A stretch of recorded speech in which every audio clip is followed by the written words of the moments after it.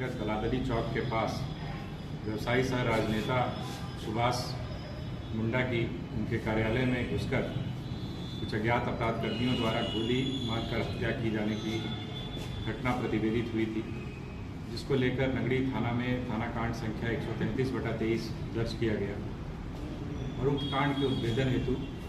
City SP के नेतृत्व में एक विशेष अनुसंधान दल एसआईटी का भी गठन किया गया। एसआईटी के द्वारा इसमें काफ़ी तेज़ी से काम किया गया और जो भी तकनीकी आसूचना एवं मानवीय आसूचना उपलब्ध थी उसके ऊपर लगातार कार्रवाई की। कार्रवाई के दौरान अनुसंधान के अंतर्गत यह बात सामने आई कि सुभाष मुंडा जो मुख्य तौर पर ज़मीन के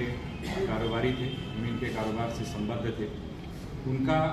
नगरी थाना अंतर्गत ही दलादली मौजा में 119 डेसिमल के भूखंड के स्वामित्व को लेकर वहीं के एक और जमीन कारोबारी छोटू खलको छोटू उरांव के साथ विवाद पिछले कुछ समय से चला आ रहा। इस 119 डेसिमल के अलावा एक और ज़मीन थी जो लगभग 90 डेसिमल का एक प्लॉट था, उसको लेकर के भी छोटू खलको के द्वारा एक एग्रीमेंट किया गया था, जिसको लेकर मृतक के साथ विवाद चला आ रहा। ये दो ज़मीन स्पष्ट तौर पर अभी तक ये भूखंड सामने आए हैं जिसको लेकर विवाद की स्थिति थी। इसके अलावा भी कुछ ऐसे मामले प्रकाश में आए हैं जिसको लेकर दोनों के बीच में ज़मीन को लेकर एक विवाद की स्थिति बनी है,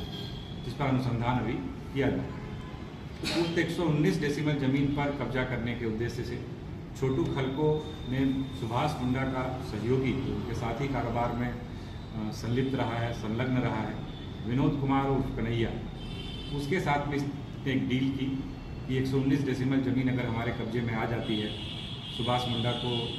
की हत्या करने के पश्चात या उसको रास्ते से हटाने के बाद, तो उस ज़मीन में हम लोग दोनों ही आधा आधा हिस्सा उसमें कर लेंगे। तो एक तरीके से इन दोनों ने ही सबसे पहले प्लान किया, जिसमें कि इसका ड्राइवर सह पार्टनर अभिजीत पाड़ी, जो छोटू खलको का ड्राइवर सह पार्टनर है, वो भी इसमें शामिल था, जिसको इस पूरे घटनाक्रम की जानकारी थी और वो भी इसमें एक तरीके से संलिप्त था। इसके पश्चात छोटू खलको और विनोद ने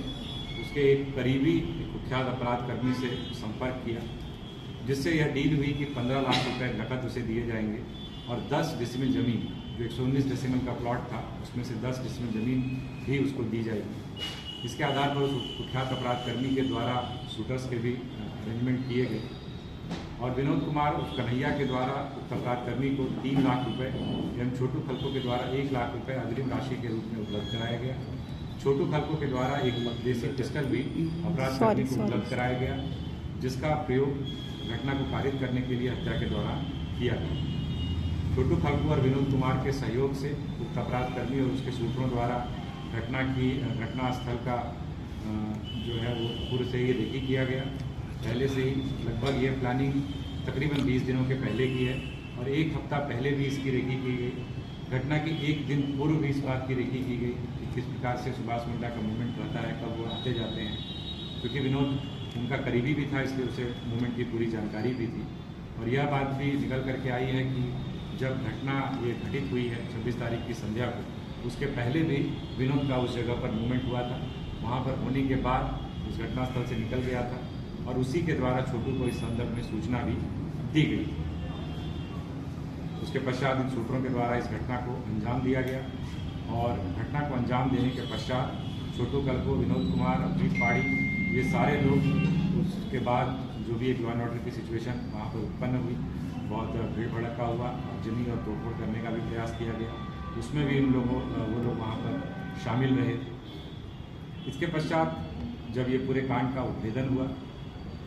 तो पुलिस के द्वारा छापामारी की गई और छापामारी के दौरान छोटू खलको और इसमें जो अन्य इसके जो 2 सहयोगी हैं, इन तीनों को उपलब्ध हथियारों के साथ जो है नया सराय नगड़ी रोड से गिरफ्तार किया गया है, जिसमें कि जो हम लोगों के पास बरामदगी है वो एक जो हत्या में प्रयुक्त 7.65 mm का एक लोडेड देसी पिस्टल है वो बरामद हुआ है, एक .22 का लोडेड रिवॉल्वर भी मिला है, एक काला रंग का पंप एक्शन शॉटगन भी मिला है और एक काला रंग का टेलीस्कोपिक लोडेड